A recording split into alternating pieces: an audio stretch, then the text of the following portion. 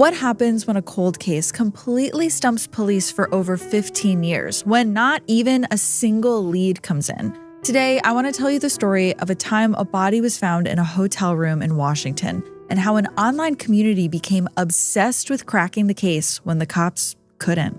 This is Heart Starts Pounding, a podcast of horrors, hauntings, and mysteries. And if you're here, it's because you probably have a dark curiosity just like me. I upload once a week from here inside of the Rogue Detecting Society headquarters, so make sure you're subscribed. And this episode does deal with sensitive subject matter like suicide, and you can always find more details about that in the video's description. Thanks, guys.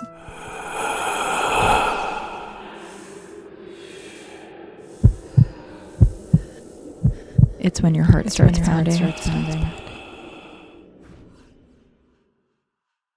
This story starts on September 16th, 2001. Marciela was a housekeeper doing her rounds at the Lake Quinault Inn, a small motel near Olympic National Park in Washington state. It was an otherwise average day until she knocked on the door of room number 5. No one answered, and typically that meant that she could just let herself in and start cleaning the room, so she did. But as she started cleaning, she jumped back in surprise when she realized that she was not alone in the room. See, there in the closet was a man who was kneeling down, not moving. He didn't react at all to her presence. She called out to him, but he just kept kneeling there, completely still. At first, she thought that maybe the man was deep in prayer, but there was this growing pit in her stomach. Something about this wasn't right. Marciela ran and grabbed one of the hotel owners, a man named Gabe, and when he got to the room, he realized what was going on right away. He approached the kneeling man and put his hand on his shoulder, and it was instantly clear that this man was dead. Now, Marciela and Gabe had no way of knowing this, but finding this man's body was the beginning of a years-long mystery, one that would go so viral on the internet and would bring together sleuths from all over the world. Thousands tried to answer what should have been a very simple question: who was the dead man in room 5? The Grays Harbor County Sheriff's Office sent Detective Lane Humans to investigate. And as he pulled up, he noticed the sunshine, the beautiful green trees and snow-capped mountains of Washington, and they looked almost ironic next to the rundown Lake Quinault Inn. It was this long, squat building with a faded green roof. It had this sign that had small letters that looked like they were ready to fall off at any moment. Now, Detective Humans had been on the force for years, and he had investigated tons of disturbing cases. In 1988, he actually discovered that a former consultant to the United Nations named Stefan Christopher had been having teen girls from Bangladesh trafficked to his farm, where he was torturing them and forcing them to do slave labor. And throughout the 1990s, Humans linked a series of brutal murders of several women on a remote logging road. This led to the discovery and sentencing of the serial killer Gerard David Allen. But that's really the thing about Detective Humans. Probably not much surprised him anymore, at least not until he walked into room 5. Upon inspecting the kneeling body, he quickly learned the cause of death. And that was that the man had hanged himself from the clothing rod in the closet using his belt. Now, there is a lot that doesn't make sense when someone chooses to take their own life, and I can say that from personal experience, unfortunately, but when Detective Humans looked around the room, he couldn't help but notice that there were some things about the scene that were particularly strange. First off, this was kind of an odd place to choose to die. The room wasn't much to look at, and it didn't seem to have any significance to the young man. There was an ugly brown carpet, an old plain bedspread, a simple wooden desk, a small white refrigerator, and really not much else. No personal touches. The man had very personal belongings on him in general, not even an ID. And the more the detective looked at the body, the stranger the circumstances of the hanging seemed. The young man had stuffed pillows in between the clothing rod and the wall, maybe for comfort, maybe to muffle any noise. But he had also placed a washcloth in between his neck and the belt, which seemed to be for comfort. And the detective thought that this was strange because he hadn't witnessed many scenes where people planned like that. Most people took their lives at home, first and foremost, and hanging by kneeling rather than dangling was also pretty unusual. And then there was a note on the desk that simply read, "For the room." Inside was $160 in cash. He had not only paid for the room, but he left a tip, which humans noted as being pretty considerate.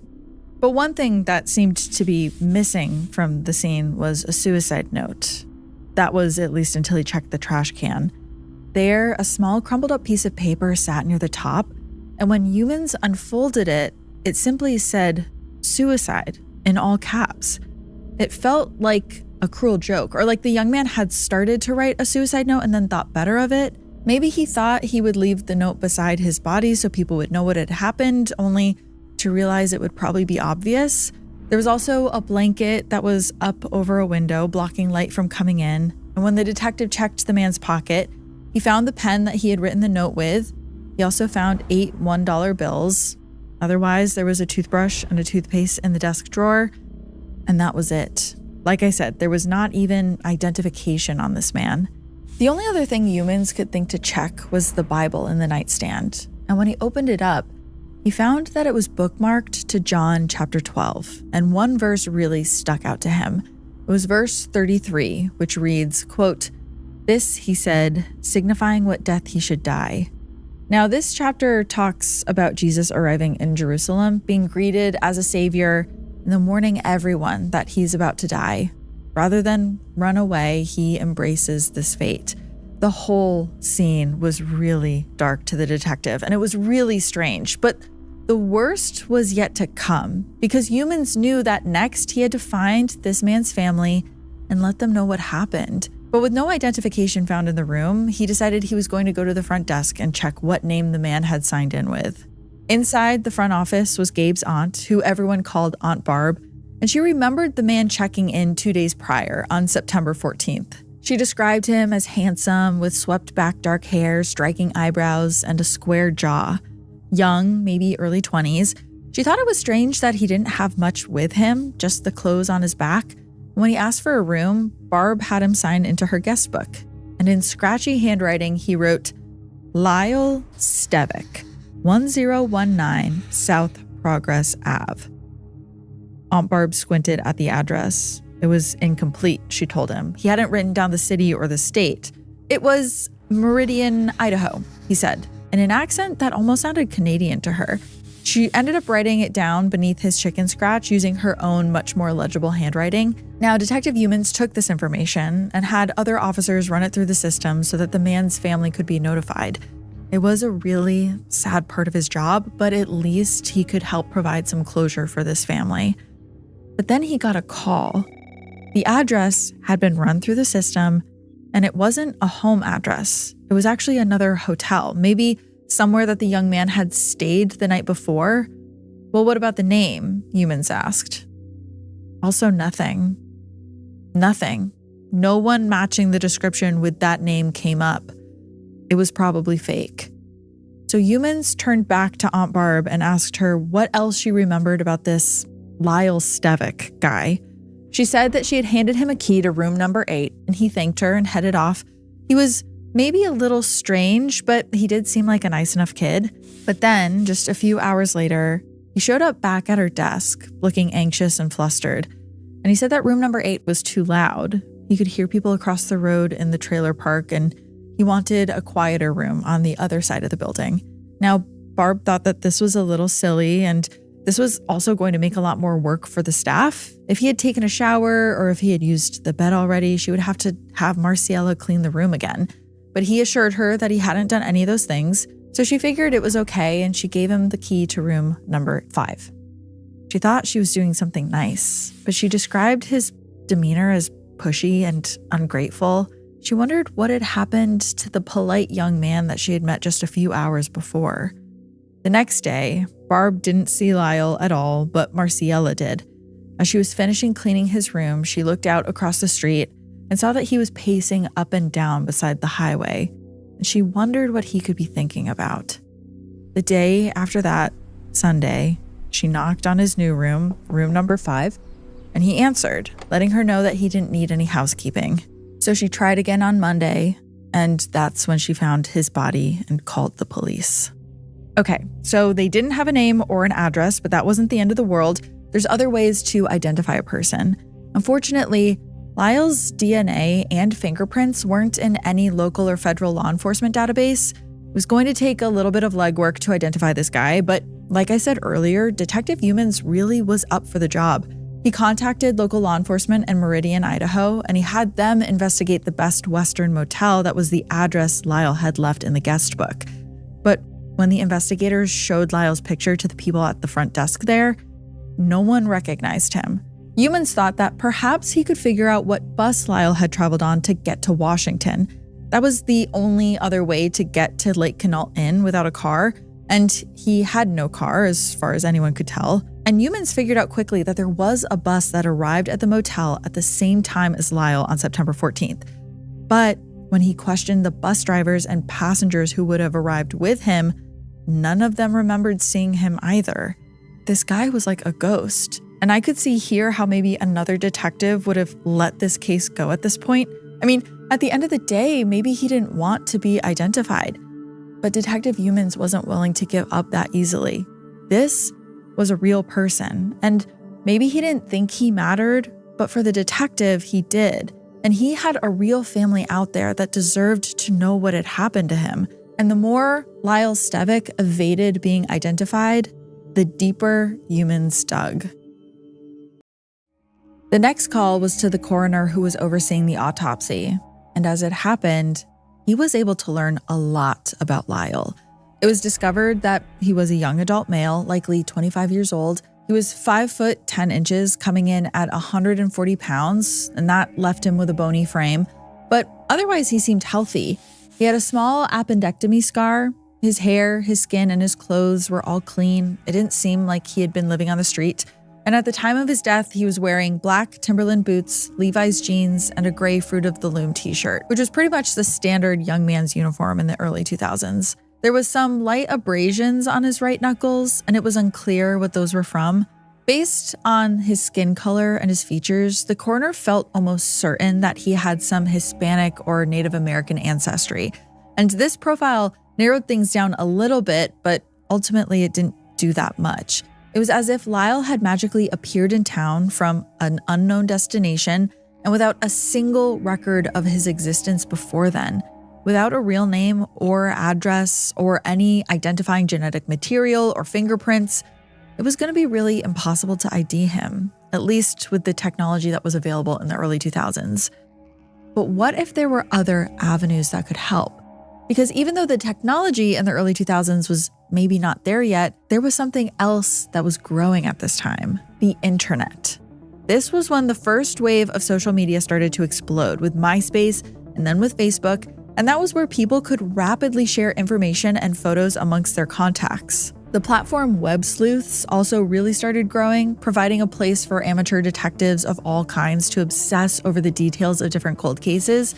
In general, these were good-natured people who wanted to help bring closure to cold cases like Lyle's. And in April of 2006, Lyle made his first appearance on the forums. The post was titled, "W.A. Unidentified Male Lyle Stevik, Grays Harbor, 17 September 2001.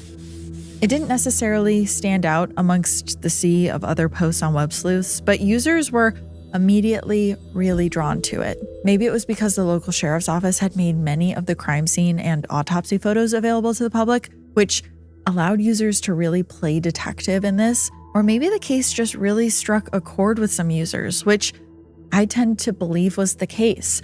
It was a young man, maybe going through a difficult time, who made a decision that he couldn't undo. And now, maybe people out there could at least figure out who he was so his family could have some closure. So, users got to work immediately. Some people focused on his possible Native American ancestry and tried to match his information with missing person cases from Washington area tribes. None of those really seemed to fit, though. Next, one of them landed on a theory that never actually occurred to investigators. It was a significant development, though, something that would become a classic part of the case. One of the web sleuths believed that they had figured out how Lyle had come up with this fake name. Now, there's a Joyce Carol Oates novel called You Must Remember This, where there's a character named Lyle Stevik. The only difference is that that character had an extra C before the K in Stevik, whereas Lyle's name didn't. But still, it was too close to ignore. Sleuths noticed that in the book, a young woman tried to take her own life, and that's perhaps a theme of the book that resonated with Lyle. Realizations like this were somewhat helpful because any details that could be learned about this man's life might help lead to his identity or trigger a memory in someone who knew him. But this was also around the time where the positive, well-intentioned side of web sleuthing started to become a little bit dangerous. With so little information to go on, users started really grasping at straws and even spreading pretty harmful rumors. Just a month later, in May 2006, web sleuths users were posting pretty wild theories about Lyle possibly having a connection to 9/11 just because his body was found just a few days after the attacks. One user wrote, quote, "What if this John Doe had a terrorist link? What if he was supposed to do something on 9/11 and failed? Flight number 77 was apparently headed for the White House. There were passengers that were turned away and did not board the flight from Dulles Airport. Maybe the airport tape should be checked to see if John Doe was in that airport." Another user thought maybe Lyle was someone who typically worked in the Twin Towers, but had been having an affair that day and didn't die when he otherwise would have. They theorized that he fled to Washington in shame, where he ultimately died by suicide.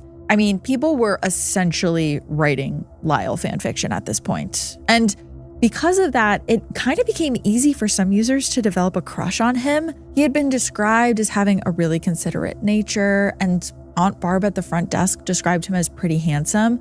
This led some people to start fantasizing and almost fetishizing him. One user even wrote that he, quote, "looks like a male model." And this is something that I still see on the internet a lot, even to this day. I spend a lot of time looking at cold cases and going down all these rabbit holes, so I often see threads of people talking about victims like they knew them personally, or even fetishizing certain elements about them. It's a very strange phenomenon, and I'm sure you guys have come across it too. But what had started as a well-intentioned web sleuths forum trying to keep a man from dying in obscurity had evolved into something totally different, and none of that was helpful to investigators. And on the other end of things, Detective Humans still wasn't able to drum up any new leads. Lyle's case was posted to additional missing persons blogs. A Native American nonprofit aimed at finding missing tribe members also shared his information with their followers, but there just weren't any matches. By 2009, Detective Humans felt like he was getting a bit old for traditional detective work, so he transitioned to the coroner's office. He learned more about DNA matching, and he hoped that one day advanced DNA matching technology would finally help identify Lyle. But for now, he was at a dead end. Now, the following decade saw an increase in online speculation around Lyle's case, and his legend started to grow. The internet began writing stories and even songs about him. He even had his own ghost story. By 2014, Aunt Barb had retired from the Lake Quinault Inn and had handed over the reins to Marciella, the former housekeeper who found Lyle's body. Marciella now had a daughter, Vanessa, who stayed at the inn after she gave birth. Vanessa then posted to Facebook, claiming that while she was staying at the inn, she and her brother had seen Lyle's ghost. Here's what she wrote, quote, "When I had my baby, I went to stay at the inn. I slept in the living room on the couch because it was easy for me to get the baby formula from the kitchen. I was in a deep sleep one night when I had the feeling of someone or something staring at me. When I looked up, I saw a man looking at me. Then I wiped my eyes and he was gone. My mother told us Lyle was a kind man, but the night before his passing, he was rude. She didn't understand how he hanged himself in a closet alcove no bigger than 4.5 feet tall. To this day, my mom still wonders if it was murder." Now, I will say, Marciella was not the only person to float the idea that Lyle was murdered, though that's not something that Detective Humans ever thought, and there was nothing at the scene that necessarily indicated that. If anything, I think it's just more evidence that his story was becoming more of a legend than it had been before. Now, Vanessa goes on to say that her mother still occasionally does light a candle for Lyle, which I actually did think was very sweet. Those little moments of remembering someone always make me a little emotional, even if you didn't know the person. By that point, Years had gone by, and Lyle felt more like a legend than like a real person. The case hadn't really moved much since 2006 when his Web Sleuths page was created. That is, until yet another social media site arrived on the scene and provided the best online space yet for sleuths to share their theories. Reddit came to prominence throughout the early 2010s, and by 2015, it had become a popular place for amateur sleuthing. The r/Lyle Stevik subreddit was launched that year, and just like the Web Sleuth days, it began with really well-intentioned people hoping that they could bring some closure to Lyle's family, wherever they were. One of the moderators of that subreddit was Lindsay Soller. She was this caring young woman who was obsessed with John Doe cases. Lindsay grew up in Canada with a mother who was a genealogist and a historian, and she would help her mom search databases to find links between people and build family trees. This proved to be a very useful skill to have when trying to identify a John Doe. So Lindsay kept in touch with Detective Humans and other detectives in Washington to learn any new information she could to share with the subreddit. They learned a couple of new details, such as the results of an isotope test of Lyle's blood, which suggested that he was likely from the Southwest or Midwest. Again, helpful information, but it didn't really lead to any major breakthroughs. She ended up being interviewed in magazines and on podcasts, keeping Lyle's story alive and sharing the details with anyone who would listen. She even raised money to have a photo regression of Lyle done, showing him alive and at a younger age so those that knew him before might recognize him. She told Mel magazine, quote, "I want to bring closure to a family who might be worried or mourning. I just hope that when it's all over, someone misses him." It's a really positive outlook to have, and it seemed like more attention on the case could only be a good thing. But just like before, some of these amateur investigators tended towards theories that were silly and a little harmful. And with more people joining the hunt every day, Lyle's legend was about to get even bigger and stranger. Now, a lot of Redditors started making big leaps with their theories and kind of coming under fire for them. Some people involved in the sleuthing noticed the autopsy mentioned the marks on Lyle's knuckles, and they theorized that they were potentially, quote, Russell's sign. It's a medical term for the wounds people get when their knuckles scrape up against their teeth when they're gagging themselves. They said that this was more proof that Lyle had an eating disorder because, remember, he also had a pretty low weight. This was a very large and very speculative leap to make, and it also didn't really help identify him. The parasocial fantasies definitely continued as well. In one of the group's cross posts, the top comment reads, quote, "He was such a beautiful person. I find it so hard to believe that someone could not recognize him. I'm sure in life he was stunning, and he has a face that would be so hard to forget." One Facebook user wrote a short fiction story about how he and Lyle would drink together. The story almost seems to suggest that the writer had something to do with Lyle's death, but it stops just short of saying it outright. But fictionalizing Lyle was becoming this really strange internet subculture, and it was running the risk of not being helpful at all. But then, in the midst of all of this, Lindsay made a post saying she thought she had actually figured something out, something that might be important. The Web Sleuth theory about where Lyle got his name was wrong, she said, and she thought that she had maybe found the actual origin of the name Lyle Stevik. If you recall, the theory from the 2000s was that Lyle took his name from a Joyce Carol Oates novel, but Joyce had been asked about the connection between the name and the character in her book, and she said that she didn't really see a lot of similarities. Instead, Lindsay actually thought that the name was an anagram, another name with its letters rearranged.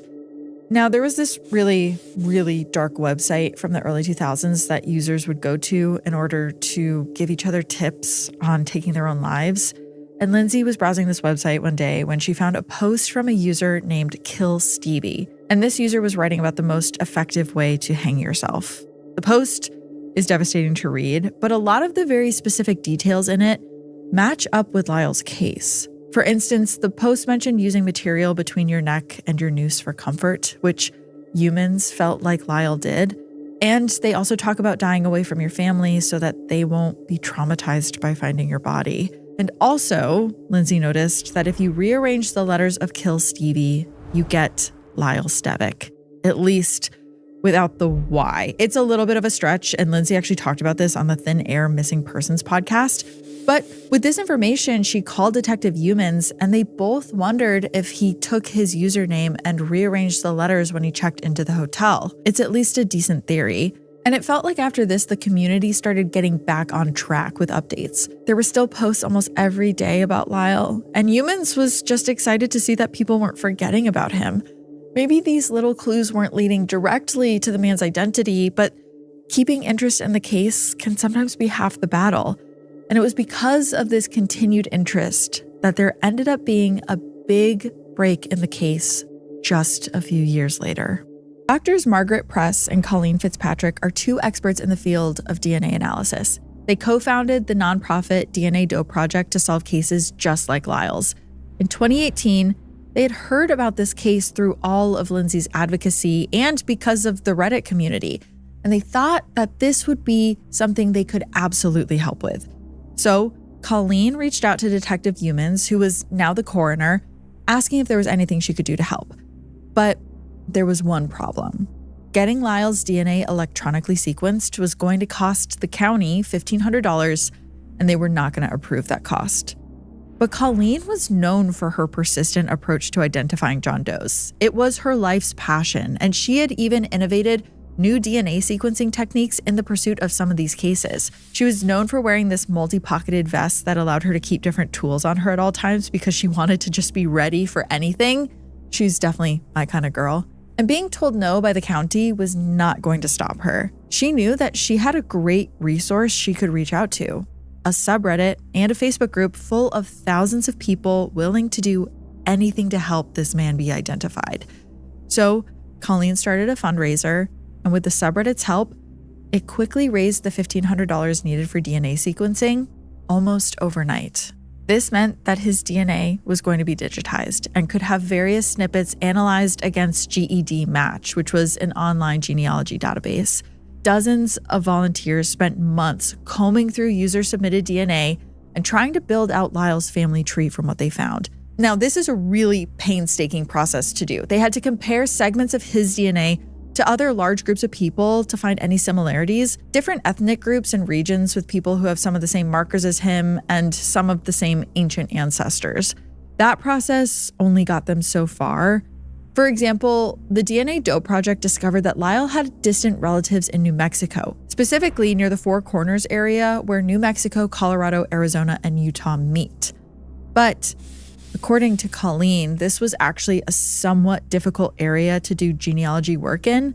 The people in this area are largely descended from Spanish conquerors who took Native American wives.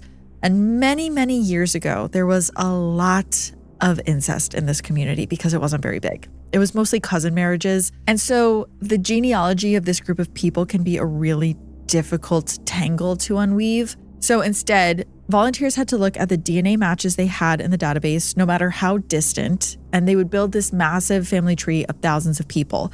And then they would just see if there was anyone on that tree who fit Lyle's description, or maybe the description of his supposed parents. Colleen oversaw all of this, desperately hoping that her team could make years of effort from detectives and web sleuths pay off. She wanted to show that DNA technology had come far enough to solve cases like this. And most of all, she wanted to finally bring Lyle home. And as it turned out, for the first time in the history of this case, things went a lot smoother than expected. Now, Lyle's genetic markers showed more genetic diversity than the average person from the Four Corners area. It was likely that he had one parent from New Mexico and one parent from South America. And that information was really going to help them as they built out the family tree and looked through marriage records and reached out to family members from this tree. And it was with this information that a volunteer called a distant relative of Lyle's in New Mexico. She had done this kind of thing before where you pick a person on a family tree and you call them to see if they know anything about the person you're calling about. It's really difficult to do because you don't know how close that person actually is to your victim. So she knew that this was most likely a hopeless call. The woman she was calling would probably be totally confused, maybe even think that it was some kind of prank. But the woman picked up, and the volunteer began her spiel explaining how she was from a project looking to identify a John Doe. He was a young man who had taken his own life almost 2 decades ago. he might be related to the woman, but he also might have one parent from South America. And to the volunteer's shock, the woman on the other end of the phone wasn't confused at all by this. In fact, she knew exactly who the volunteer was talking about. She knew who Lyle's parents were. The woman wasn't a close relative of Lyle's at all, but she remembered how distant cousins of hers had a son go missing years ago, and they matched the genetic description that was given by the volunteer. One parent from New Mexico or that area, and one parent from South America. With the parents' contact information in hand, the volunteers passed the information on to police. And finally, after years and years of searching, humans and the rest of his department could call Lyle's parents and arrange to bring him home. In May of 2018, they made contact. The parents did confirm that their son had gone missing, and this was probably the first call that the couple had gotten in the 17 years since. I can't even begin to imagine the not knowing. They agreed to look at photos and try to identify the body. Once they saw them, they knew. This was their son. And after 17 years, they finally had an answer. But his name was not Lyle Stevik. It was Christian. Now, the family has requested to remain anonymous, so I don't want to share last names or too many other identifying characteristics about them, but I do think it's important to acknowledge that this man had a name. Christian's family told Detective Humans that they hadn't looked for their son because they thought that he had chosen to cut off contact with them. And of course, not all of the rabid fan bases online were willing to accept that they would not know more about who their John Doe really was or what might have led him to take his own life. Some of them really did feel entitled to know after all of the work and money that they had put in to try and identify him. And it kind of separated the community into two groups, people who were genuinely in it to do good and people who were in it for some unhealthy parasocial fantasy. Margaret Press of the DNA Doe Project stated that there can often be shame associated with suicide. Some families don't want to know that that's how their child died, but it doesn't mean that they're not still grateful to learn about what happened to their child. And the family did tell Detective Humans that they appreciated everyone who had worked to identify their son. And while we don't have any direct statements from the family, Humans did say on Reddit that he had been in contact with Christian's father, and he said, quote, "It relieves the pain in our hearts to know that so many wonderful people were involved." They were able to now mourn. His body was exhumed from the unmarked burial site in Washington, cremated, and then returned to his family. This marked the end of a 17-year search. But more than that, it kind of marked something else. Proof that one person's life mattered, even when they believed it didn't.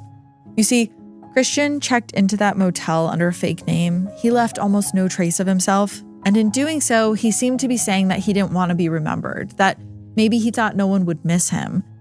But he was wrong. Detective Humans refused to let this case fade into obscurity. For 17 years, he kept this file open. He kept the memory alive, believing that somewhere there was a family who wanted answers.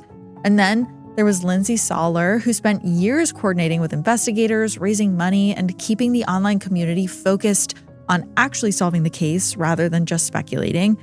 And then there was Colleen Fitzpatrick and Margaret Press.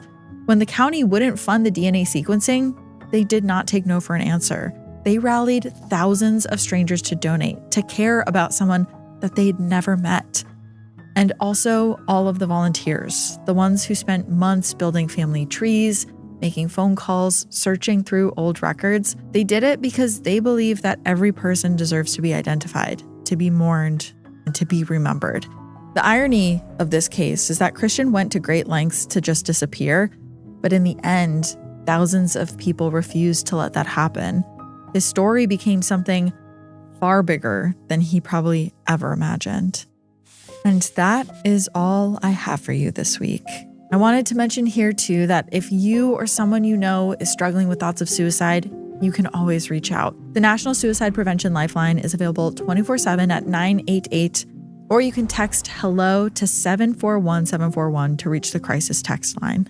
I know that a lot of you are involved in online communities that are also looking to solve cold cases, so please, wherever you listen, feel free to leave a comment on which cases you're looking into. I personally am always going down rabbit holes and reading more about cases, whether it's on sites like Reddit or, other places. But I'm always curious to hear what other things you guys are investigating in your free time. I will be here next week with another story. And until then, stay curious. Heart Starts Pounding is written and produced by me, Kaelyn Moore. Heart Starts Pounding is also produced by Matt Brown. Our associate producer is Juno Hobbs. Additional research and writing by Greg Castro. Sound design and mix by Red Rum Creative. Special thanks to Travis Dunlap, Grayson Jernigan, and the team at WME. Have a heart-pounding story or a case request? Check out heartstartspounding.com.